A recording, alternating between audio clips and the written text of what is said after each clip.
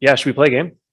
Yeah. Oh, shoot. Yeah, let's do Did you that. bring anything? No, so let's have fun with this. Okay. Killer. So what we'll do is, because we're explaining the premise of our show, we'll kind of explain the premise sincerely of how we're going to be doing games. So the game portion of our show is a segment I like to call Dungeons Nor Dragons, in which we play some kind of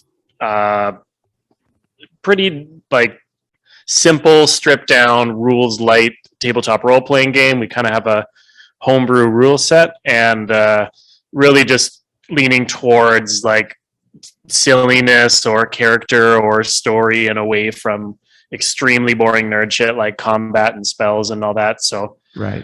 we encourage people to, come and GM for us. We'll have GMs on a rotating basis, and we really also encourage people to like pick kind of more like unique settings, avoid high fantasy. If you do kind of go for that classic fantasy look, you at least cannot have any Dungeons or Dragons in it. But yeah, so for what we want to have generally going forward is GMs to come do like several weeks in a row so they can tell a story about 1 hour at a time. Everyone's welcome. We really want to encourage people that don't fall into the pretty common dungeon master category of like sweaty straight white dudes, but it's tough out there. So anyone that is willing to come and put up with our bullshit, like we'd love to have you for a few weeks, or in Braden's case, only 1 week, and then he will never speak to us again. That's the plan. Yeah.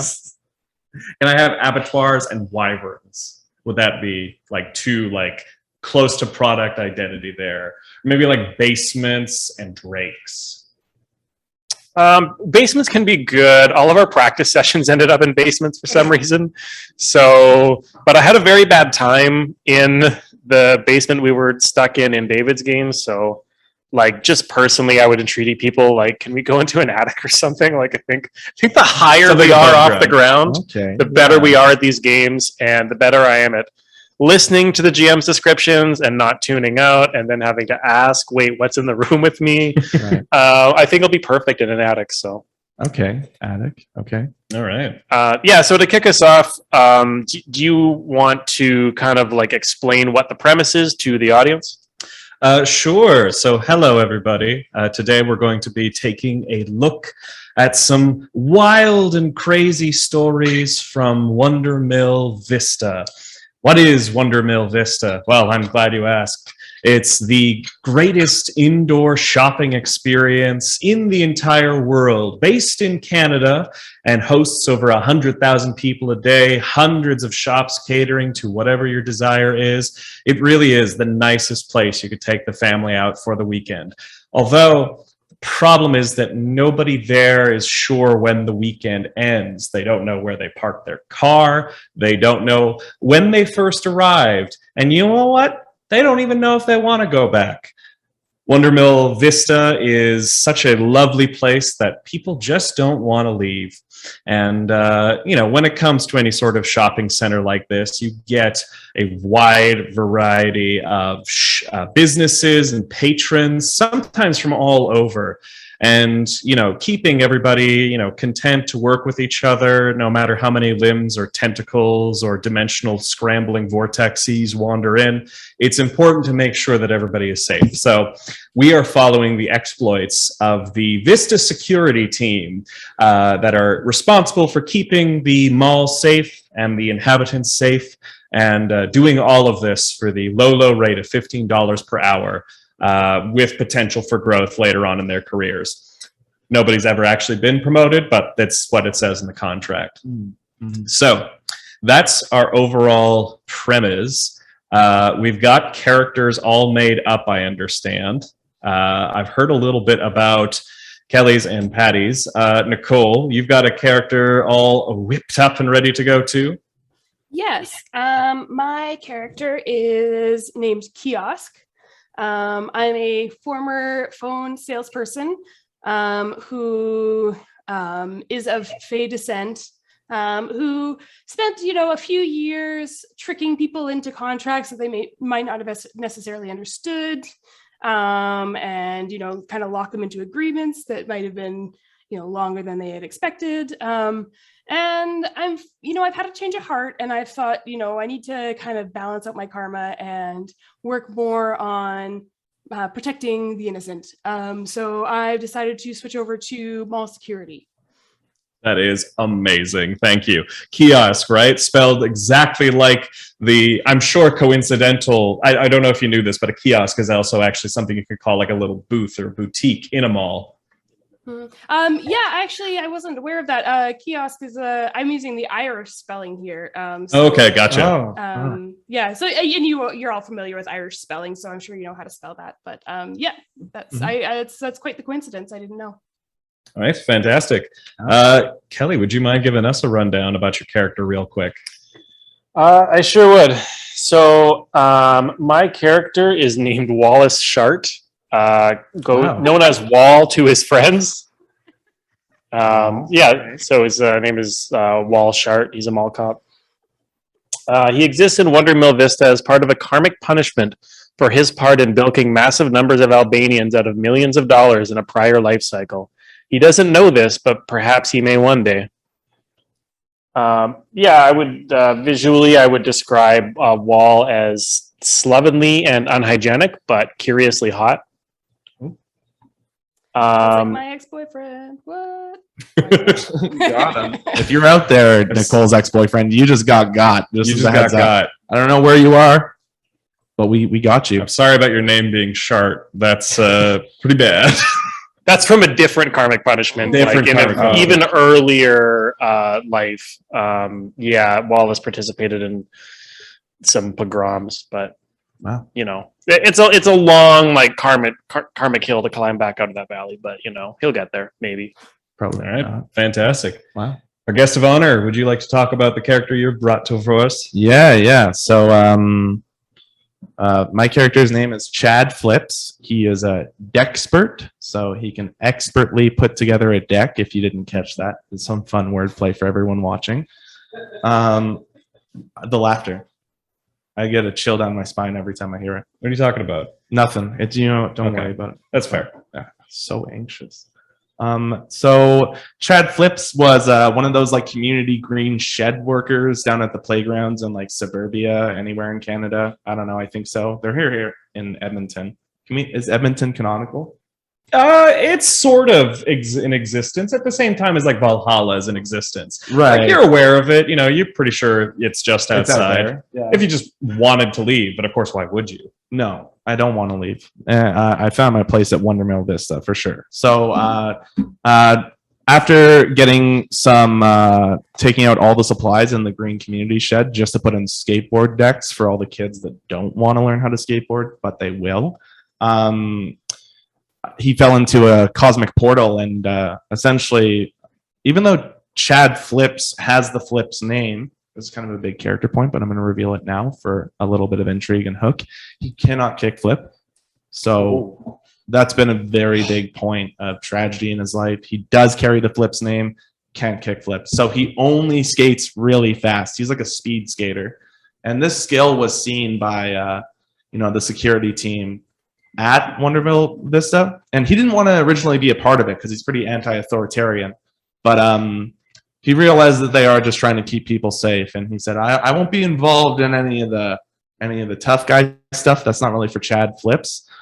So he's more of like a courier for the security team. He just carries stuff around from store to store all day long. That's all he does. He skates everywhere. He rolls everywhere. Mm-hmm. Actually, the big myth is that no one's seen Chad Flips walk anywhere ever. In fact, people don't even know if his right foot comes off the skateboard. It just seems to be like a part of him now. And not just like emotionally, but physically it's bonded to his feet. And now he can only skateboard places. So wait, is that his front foot or his back foot? Yeah, in my heart of hearts, it's like his right front foot. Wait. How do you have back feet? What's a back foot? Well, okay, so if you're on a skateboard, one of your feet is always riding ahead of the other because they're... And so we find ourselves inside of a crowded residential space within the Wondermill Vista. A number of small hotel blocks line one wall. Sunlight streams in from the open windows. The smell of frozen yogurt hangs thick in the air. Occasional sound of basketball sneakers creak, creak, creak, going down the hallway as people run this way and that. And we find ourselves at a lonely little security desk midway down the corridor with a big VS over top of it, marking this as Vista Security. There we see a number of board attendants that are waiting for various calls, dispatch, and the like as they attend to their various business, going through crosswords, pagers, and who knows what other strange artifacts from ye olden times, when there is a ring at the desk, and a little slot on the far wall goes and continues to turn around before finally landing on the name Kiosk. Kiosk, you have been summoned to the front desk. Someone needs your help. Okay. I guess I step up to the front desk and I look around to see if there's anyone here that might need my help. Or wait, sorry, the phone has rung. The front bell at the desk has run, so you've gone ahead, move to your station, and pause. There's no one there. And then you can see it, just what looks like almost like a head of broccoli underneath the rim of the table, staring up at you. And then as they kind of pull up a stool and sit up, you realize that it's just a person with extravagantly green hair done in a perfect bowl shape, wearing a bandana and tie-dye shirt, arms laid out with tattoos. She kind of has a winsome look about her, and she looks up, goes, "Oh, geez, I think I just projectile shot that all the way to you. Keep that. You get extra points." An artifact. She goes, "Hello? Would you happen to be the security detail around here?" Yes, I would. Is there anything? I'm kind of new around here, but I don't know how this works. But can you tell me, I guess, what your problem is, and maybe I can talk to someone who knows how to solve it? Oh, you are very efficient at laying out all the details. Thank you. My name is Twillo, Exarch of Nature from the fourth plane of Arborea, and I have a problem. My son, Ryder, he's gone and fled. I don't know exactly where, but I'm told that the corridor he went down leads to some different part of the mall, something that, patrons can't access. I'd like you to go in there and find him, please, right away. Okay, I think we can do that. I'll just go back and check with my team. So I guess I head to the break room, where I see my coworkers, and I say, does anyone know how to deal with actual complaints? This is my first one. That guy, Chad Flips is sitting there, and he had headphones, and now the headphones are out, now he's talking. I've seen that guy come around a few times. His son is stuck in that other part of the mall again. Classic. I've been there a lot. We can get on the board and scoot on over whenever, but I only have enough room for myself. So you would have to get your own skateboard. And then he finally puts his arms down from lifting just 7 longboards, all perfectly stacked on top of each other. And he just kind of puts them down to the side. And he preps and starts to get ready as he looks over at his compatriot, Wall Shart.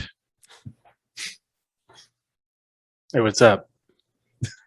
I was just kind of inferencing that maybe you should come as well. Maybe that was because I was getting ready and I said I would go. So I was kind of hoping just by looking at you and the whole context of us being part of the security team, you would come too. That was sort of that was my body language. 75% of communication.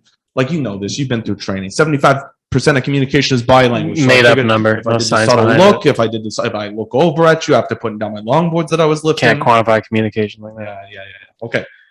So this is, now you can be Wall Shart, So Wall stands up begrudgingly because even though everyone has kind of been in this void, as I understand, for an indeterminate period of time, Wall absolutely has the vibe of like that one person that's been there way too long.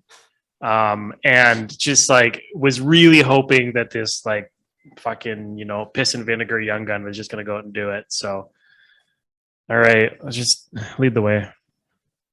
Right. Okay. So I basically know nothing, so it's good that I'm leading the way. But let's go talk to what was the name again? Mrs. Arborea, or was that the place that she was at? I think her name was Twillo, Twillo, right? Got it. and her son's name was Ryder. Oh my gosh, you got the notes. Chaos, you got to do the notes because I can't do the notes. It's my first day. I did write this down, so yeah, I mean, like that's a bigger skill set than all of us here. So like, that's amazing. You if you keep writing stuff down, we might actually be like a functional, a force in this mall. We might actually be able to help people. So that's a good step. Blushes. They're like super tickled by that compliment. Wow, that's great. As you guys are heading out of the break room, you can hear the characteristic clap, clap, clap, clap coming down the hall, and you could hear a distinct coming from a taller individual that's kind of approaching down the corridor. Perfect white stainless jumpsuit of the Vista security with a smart black tie, a sword belted on one side, and a set of keys jingling about on the other. Approaching you is Logan Lelystad, the security detail officer here at this point. Your boss, in other words. Just good old-fashioned, by-the-book cop, just like has that like broad-shouldered, four-horse legs, kind of just noble bearing, kind of plops in, goes, sorry, I didn't mean to intrude on your affairs. I understand you're heading after a complaint, but Wallace, Mr. Shot. Oh no! Without being noticed, Wallace tries to like take his name tag back out of his pocket and stick it back on. Like, oh yeah, yep. Might I have a moment of your time, please? Kiosk and kickflips. Go and attend to business. Wall Shot shall be along shortly. Yeah, Kiosk, you know what vaporwave is? The conversation fades out as we walk away. Kind of starts like approaching you, hands behind his back, kind of clop with me, Wallace. In a very like beaten down like Walmart employee doing the morning like cheer ceremony way, Wallace does as he's told, and kind of goes like with his mouth like as he falls along. It's just the polite thing to do. That's how things are done. Just this is a question for Braden. Like, did you say this is a centaur? Yeah. Okay, I took him in to be like 4 horse legs. What does that mean? I thought it was a weird compliment. Like, oh yeah, that dude's got 4 horse legs. Like, no, he's a good old fashioned centaur. Cool. He's marching down the hallway, heading in the exact same direction as your associates, just like a little bit slower, playing that awkward game of like keeping far enough away to kind of have a private conversation. And he looks over towards you and goes, I have news from the director of Vista Security. I've been offered a position at one of our off-site branches. Oh, yeah, that's cool, man. And that will mean that as commander of this particular outpost of Vista Security, I shall have need of someone to fill those hooves. Oh, Mr. Oh fuck, I forgot my boss's name. Mr. Centaur, sir, I gotta tell you that like I'd be honored if you chose me for it. And even as he's saying this, Wall is dying inside because he doesn't mean it. Oh, you thought no. You're terrible for the position. That position suits you just fine. Menial labor for the rest of your days. No, I was wondering if you would do me a favor, and while you're working today, just keep an eye out on your younger associates. Evaluate them for me, if you will, and come back to me at the end of the day with a report about who has what it takes to settle my oats. Oh, yeah. Yeah, saddle your oats. Settle my oats. Yeah, absolutely, sir. I'm gonna get right on that and like performatively pulls out his notepad to like show he's gonna take notes. And like quickly and subtly again tries to flip so his boss doesn't notice that like his notepad is full of just like doodles of naked ladies. And you go ahead and flip it over. He goes and nods. Very good. Now, gallop along, will you?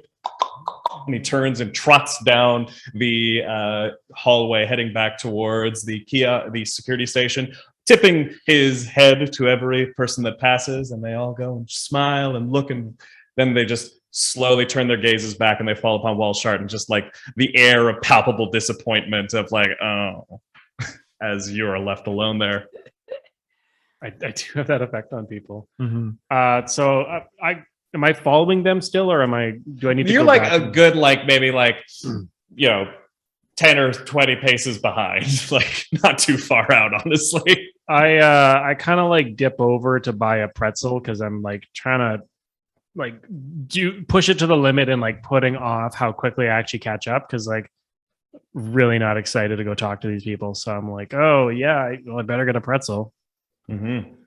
Kiosk, you are being led by Twillo, who kind of is like marching along the ground, hands kind of pressed together. You could see like little plants and sprouts forming between the porcelain tiles where they walk, and eventually leads you to this just completely unseemly, just nondescript door in the middle of the mall corridor. There's boutiques, storefronts all along the either side, and then just this blank white door in the middle of the space. And as Twillo approaches, they go and bow their head and go, my son did run into this space, and I'm worried he might be lost. I did not mean to say such terrible things to him. It was a moment of anger. Please. And Twillo locks eyes with Kiosk. Please, I urge you, bring him back, and thou shalt find destiny has graced thee. So Kiosk, this is hitting them pretty hard because they've like been partied to lots of like changeling situations, and they've like stolen lots of children. So they start to like tear up a little bit and get kind of emotional, and they say, Twillo, don't worry, we'll bring your child back. And they stride confidently through the door. It opens up into this just beige hallway that proceeds onwards and onwards and onwards into the distance. And as you're looking at this, Chad flips. You recognize where this leads to at an instant. You're a courier. You go around between the mall's different businesses, and you know where these corridors lead, or more precisely, where they don't lead. These are the deep corridors, the constantly changing labyrinth of hallways that connect the parts of Wondermill Vista and then connect to who knows what else as the corridor yawns before you, like the opening of a cave mouth. You could see this just like horrific pale fluorescent lighting flickering as you're staring down. Oh yeah, this is it. This is the old stomping ground. Chad Flips has been lost in here, I don't know, 1-2 years, but that's where I got my skill from. I started rolling one day, and I was stuck in these hallways for a pretty long, indeterminate time frame. And let's just say it was good personal growth. But yeah, glad to be back here. Kiosk, just so you know, if we go in here, there's a chance we probably won't come back out for a few years. So I'm fine taking that. It's kind of like just as a little disclosure, but like we'll probably get sucked into a time loop or something. But, that's fine with me. I got nothing coming up. My schedule is pretty open. So if you want to go get sucked into a time loop, like I'm bringing my board. So, I'm down to go in, and you just let me know what your comfort level's at. I don't want to breach any of that. I'm a pretty open, communicative guy. I definitely don't talk too much, so that's definitely a skill I don't struggle with. I usually like to keep things pretty clean and concise. So Kiosk thinks for a moment about their recent divorce and how badly it's going, and how they wouldn't mind coming back a few years later when things have kind of settled down. And also like they have like a newborn baby who lives with their ex-spouse, so it's like not a big deal if they leave for a couple of years, but they're like kind of just like they want to skip all the like diaper changing years. And they're like, yeah, you know what, I could do that. Let's do this. I can risk this. Yeah, definitely a cowabunga for sure. Yeah. All right. And Walshard, you're following along in the aftermath? Yeah, like just dragging my feet. I'm still working on the pretzel. Yeah. So I decided to make like a token amount of effort to like, am I caught up? Yep. A token amount of effort to contribute, because I do notice that my coworker has said like, yeah, he's been in the shit before. So kind of with my mouth full, I'm just like, oh, how did you get out? Oh yeah, definitely. Did you get the jalapeno dip with that one with the pretzel? Pretty good. I've been to the store a few times. You get the really spicy. It's like a cheese. What is it? Yeah, kiosk. It's like a queso. Queso. It's so good. So like good with the spicy salty and the cheese. Yeah, I'll get to your question. I'm sorry. I get sidetracked. Chad Flips. How did I get out of it? I'm Chad Flips. I was in the. I kept rolling. Really, that was the biggest thing. I think what happened is as soon as I forgot I was in a time loop, which was probably about 2 years, I just found my way out. It's like the moment I stopped trying to find a way out, I found a way out. But that's a little tricky if you're like aware of how to get out. So just like, don't think about getting out.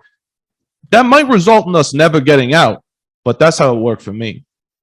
There's a great metaphor in there about like how Walshart could actually get out of his like personal hell, which he thinks about every day, but he is like, can you say that first word again? Metaphor? No, this is Kelly saying this. Oh. I'm saying there's a great metaphor in there, but Walshart just, it completely goes over his head. He does not take a moment to self-reflect on like how he could apply that lesson to the struggle he has every day with his job. Mm-hmm. And he just kind of says like, all right, it sounds like you got a handle on it. Yeah, all right. Who's taking the lead into the deep corridors? Well, I don't take any notes. Kiosk takes notes. So if they're going first, they could probably take notes of what's coming up. I see a beige hallway the whole way through, but any variance, I won't perceive it because I don't write things down. So I think Kiosk should go first. Yeah, Kiosk doesn't hear half of that because they're still thinking about their like spouse that has recently broken their heart, and they just leap directly into this beige hallway to try and like dive into this oblivion of like not remembering any of this. Kiosk, could you go ahead and roll me a d6? Oh, yep. A D6 is what we call the Monopoly dice, Nicole. Yeah, one of these little things. Is that kind of like the Yahtzee dice, but different? Yeah, sort of. Yeah. So I'm currently rolling on a website. That's how I die. I mean, yeah. Where would you find dice in your house? Like, yeah, it's not my house, but okay. So I'm rolling a D6 for what now? I'm just asking if you could roll me a d6. Oh, I got a 4. All right. So you go and proceed deeper and deeper into the corridors, this strange just network of hallways that open up. At first, it was just one long, endless tunnel, but now it's opening up. And now there's all of a sudden stairs that you're climbing up and ramps that you're sliding down. There's cave walls forming up around you, open air spaces, bottomless pits that you step around. Eventually, Kiosk, you're leading the way, and you're doing your best to like follow along with the nearby signage and direction, but you could hear a slight "Excuse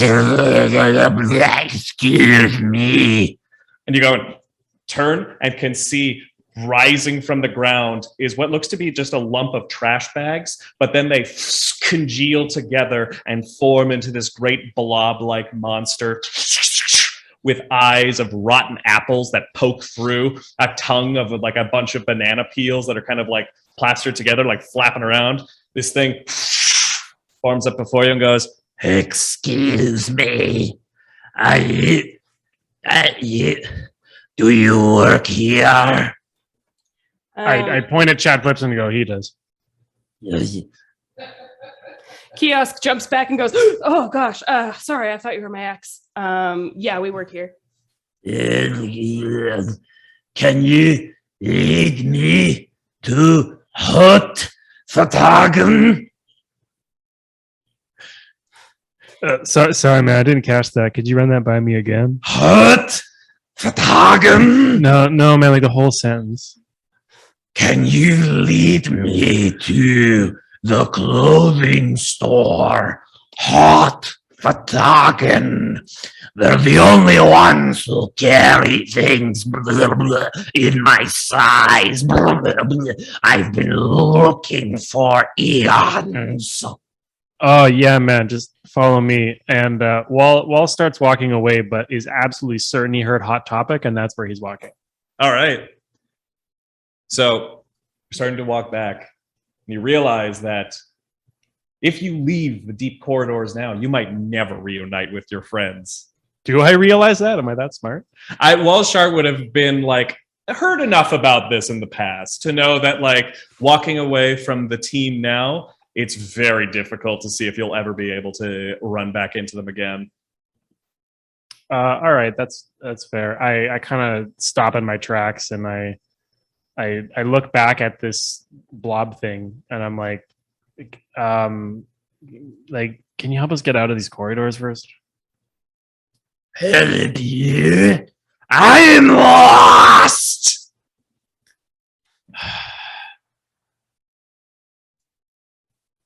Can't you just lead me? It's your job. Yeah, you know, Walshot, I think we got to just kind of take the trash Hot Topic boy just along with us right now. I think maybe you follow us. There's better chances of us just running in the garbage topic store. You know, you find the size of the thing that you want. How about you just come with us? We know where we're going. Yeah, that sounds good. Can I check my surroundings? Like, what directions do I see from here? Like, have they shifted? Geez, like a maze is opened up around you. You could see these little boxy corridors with constant little cubes that like run back into each other, and just a labyrinth of tunnels that you're kind of have found this guy in. Right now, it's just nonsense. Kiosk seems to have an idea of where you're going, but you know, who's to say if you could trust your senses at this point?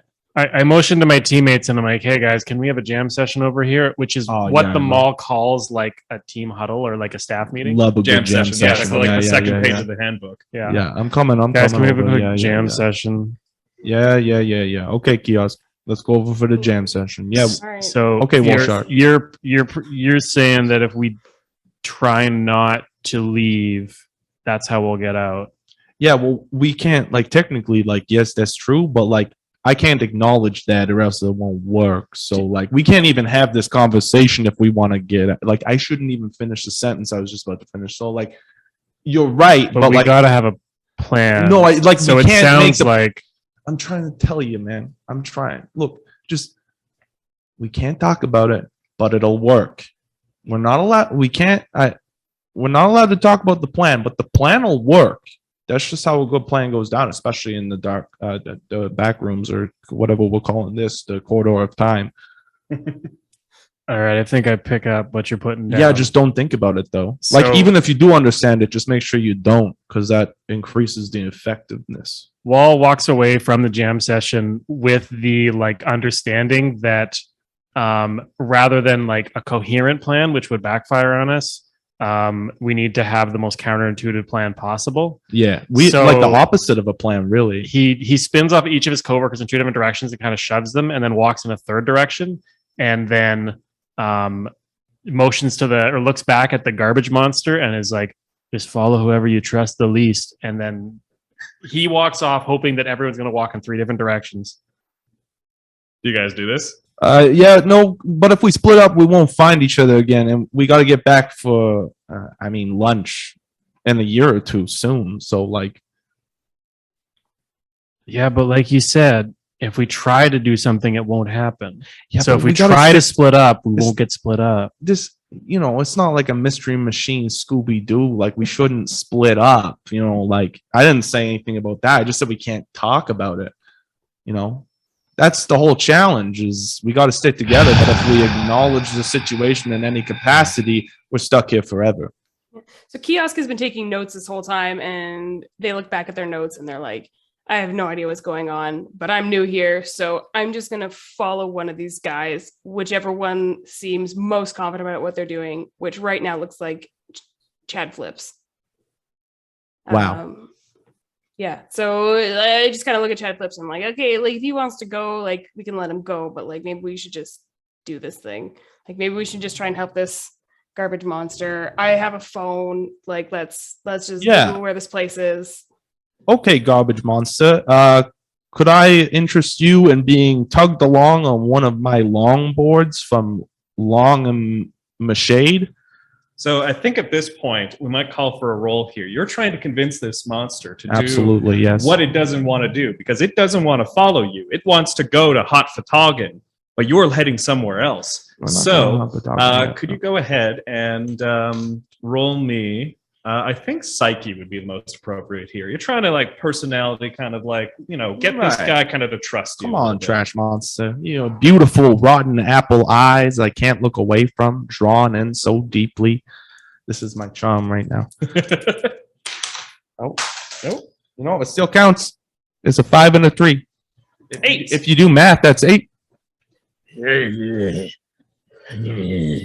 Okay. And it goes over to one of the longboards and shrinks on it itself. And just like you could hear like the sound of like plastic squealing as it compresses into this tiny little like almost like melting ice cream puddle of garbage. And it kind of blinks at you. It goes, Okay. Yep. Yeah, see, I knew exactly that would happen. I've definitely dealt with folks out here are so bad. You just gotta have a conversation with them. It's just, with the shrinking, growing garbage bag boys. It's, you gotta give them the opportunity to jump on your longboard and come along for the ride. all right. All right. Yeah, Kiosk writes that down. Nice. Great job, Kiosk. You're doing so good right now because I forget everything I'm saying 3 seconds after I say it. Okay, I guess we should probably go the direction we're facing for no particular reason because we're definitely not. I shouldn't finish that sentence. All right, let's keep going. So yeah, Chad Flips basically is behind the little like garbage monster on the longboard, but like instead of like pushing them consistently, it's like a really solid kick, and then they kind of go for like a really long time, and then the wheels slow down, and then they're just there, and then they're just still, and we're like walking behind. So as we eventually catch up, like kind of like kicking a can, like just like kicking it forward every time we catch up. And in that time, I'm just kind of looking around, and I'm like, "Yep, definitely not thinking about getting out of here." Wait, so are you riding one longboard and kicking another one ahead of you? Yeah, essentially, it's an easy process. Did you bring enough longboards for us all to ride one?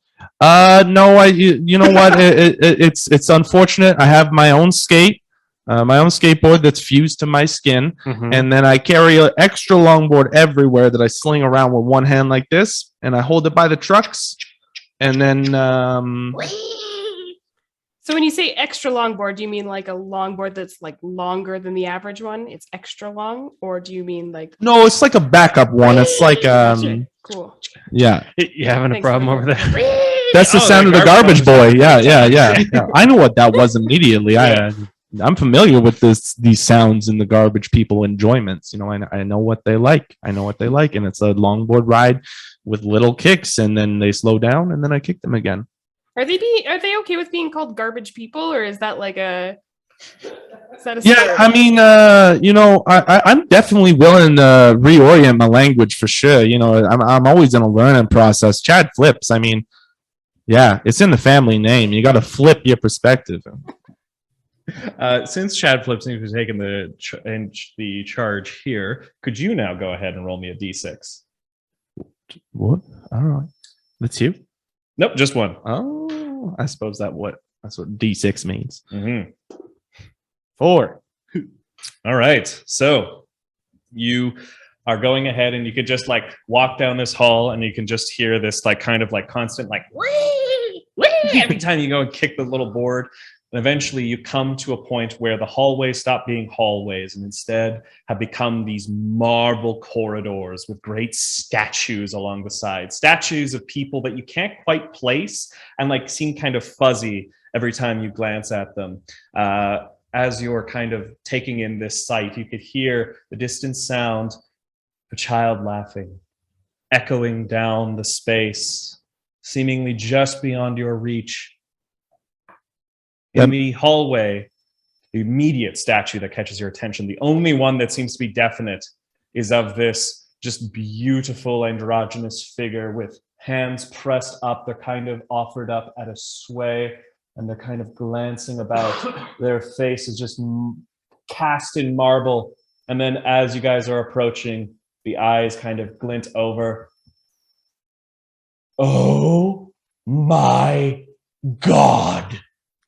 Kiosk! It's you! Oh no. And Kiosk starts to panic. It's me! Heathermore! Do you remember me? Is this Kiosk- your ex-boyfriend? Kiosk says, I don't know how to talk about this right now. We knew each other in college. It was like a quick fling, but I'm kind of whispering this to Chad Flips because I'm not sure how this person is going to react to me Talking on a microphone, interpreting this as a fling, but we know each other. I remember you.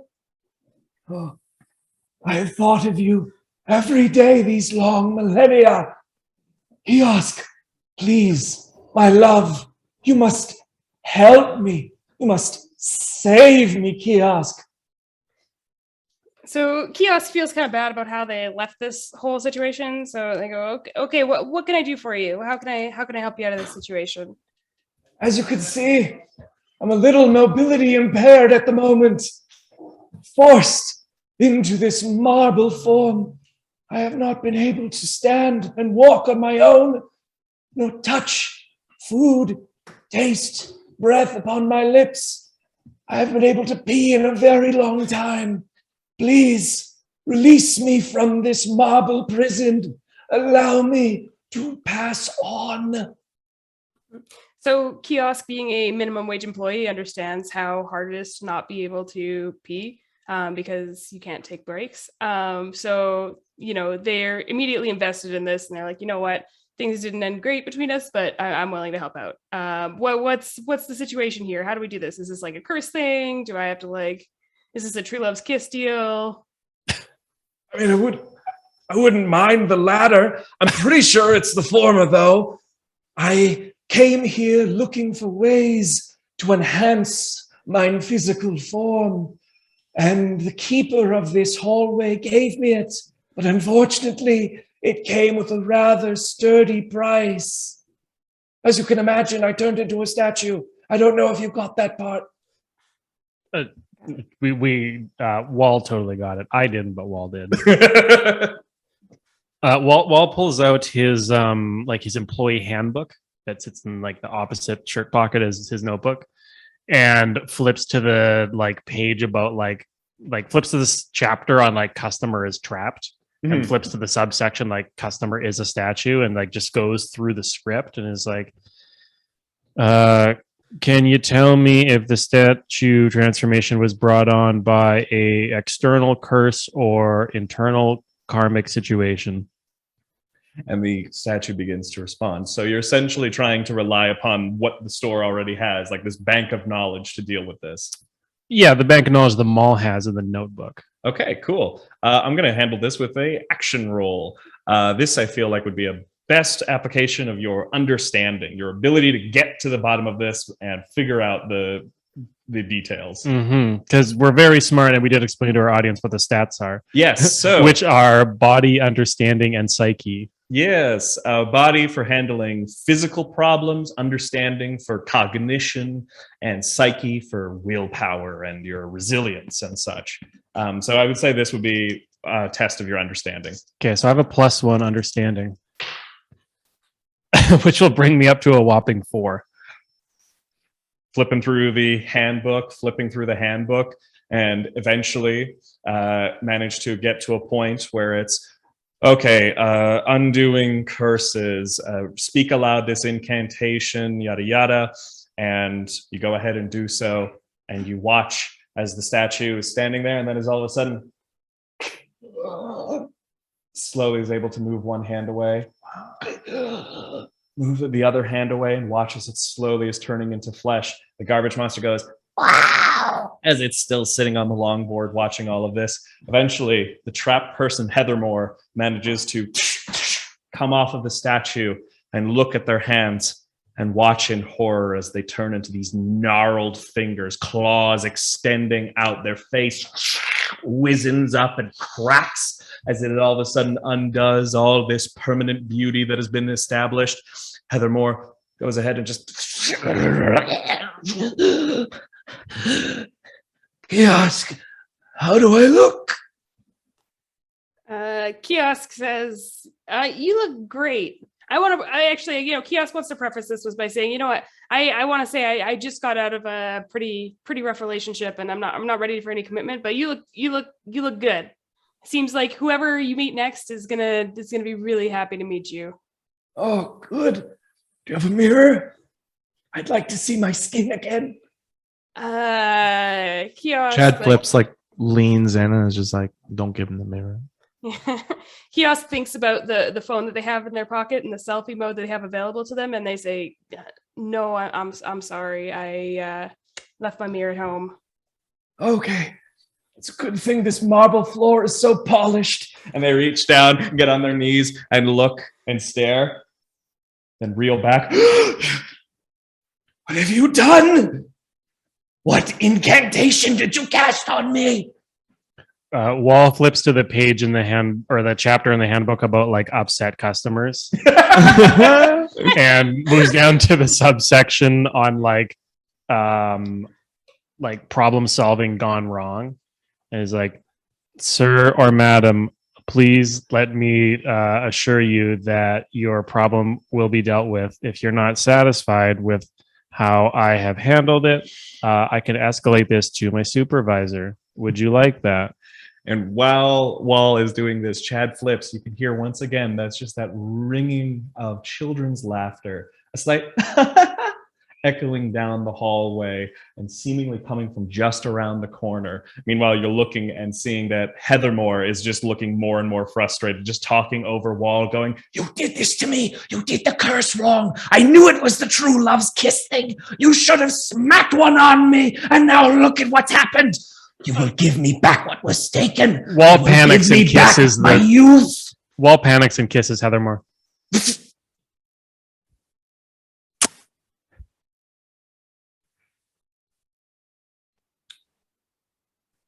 It was unexpected.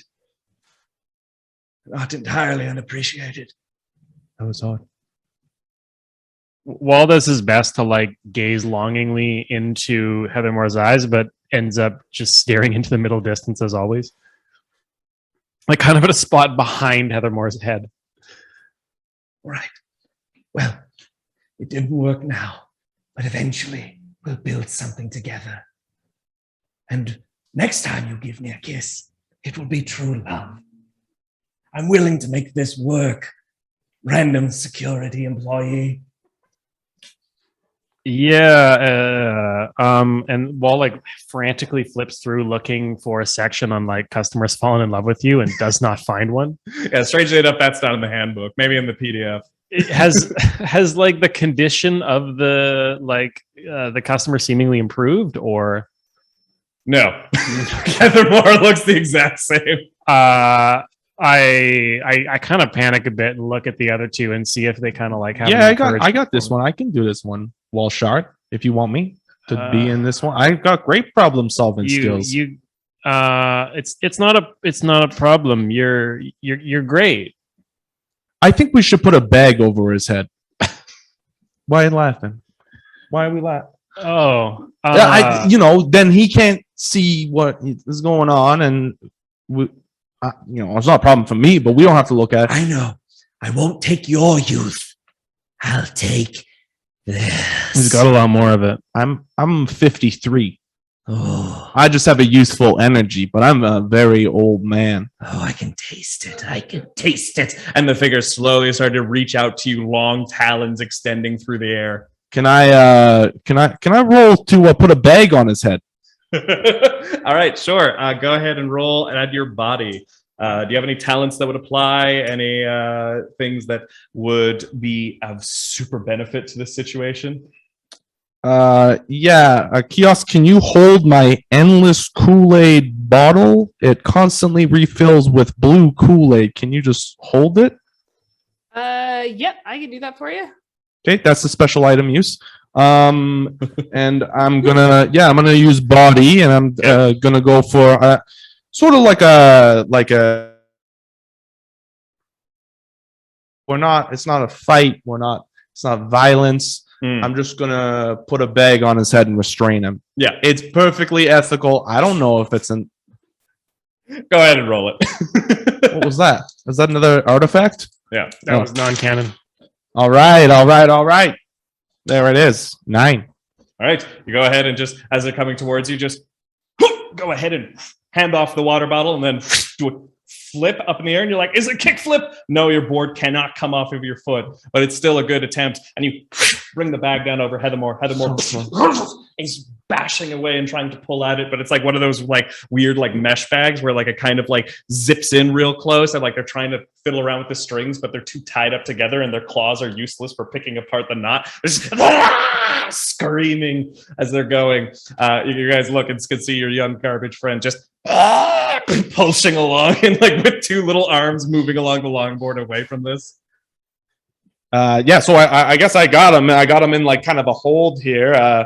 I got him in a hold here, and I say, "Oh, buddy, you just gotta settle down. It's just a bag on your head. You can still breathe through it. It's just a small piece of fabric. You just have to wear it for 30 minutes. You'll be out of here." And I'm just trying to de-escalate, and I'm kind of like looking at Kiosk like, Kiosk. So No. yeah, I'm gonna step in here. One of my special talents is that I am good at persuasion. From my years of working at a phone booth, selling phones to people. Nicole, the word you're looking for is call center? No. But yeah, so I've been selling phones to people for a while, and I know how to convince people of things, even if it's in their not in their best interest. So I go up and I am like, "Hey, buddy, I got this," and I kind of lean in a little bit so that Heather Moore could hear me, and I say, "Listen, it didn't work out between us, but I always thought there was something special about you, and I think that even with this bag on your head, especially with this bag on your head, you're going to be able to find true love, and I think that you should just let this one go and just accept that this bag is a part of you now." Wow, that's beautiful. Yeah. Heathermore kind of stops. Hands kind of drop to their sides. They're nodding. You could hear the whisper coming from without, like, I know. finally just kind of like head hangs down and goes, You're right. I can't be taking anyone's youth. I need to work on myself a bit. start to look at their hands through the bag, drop, begin to start walking away, spin around on their heel and stare across the way to Walshard. Be seeing you. And slowly Heathermore turns and sadly slumps off into the hall, vanishing back into the deeping corridor. Yeah, I hope he knows his way around because you can't actually see through that bag. So I'm sure it'll be fine. Well, let's hope it just kind of like the blindness heightens his other senses. And then suddenly Wall gets an idea and is like, that's it. And like looks for things to start throwing over our own heads. Mm-hmm. So we can kind of like, Luke Skywalker style, just like, feel our way out of the place. if we can't see we're in here, we don't know we're in here. And Chad flips, gets goosebumps, goose pimples all over his Chad body.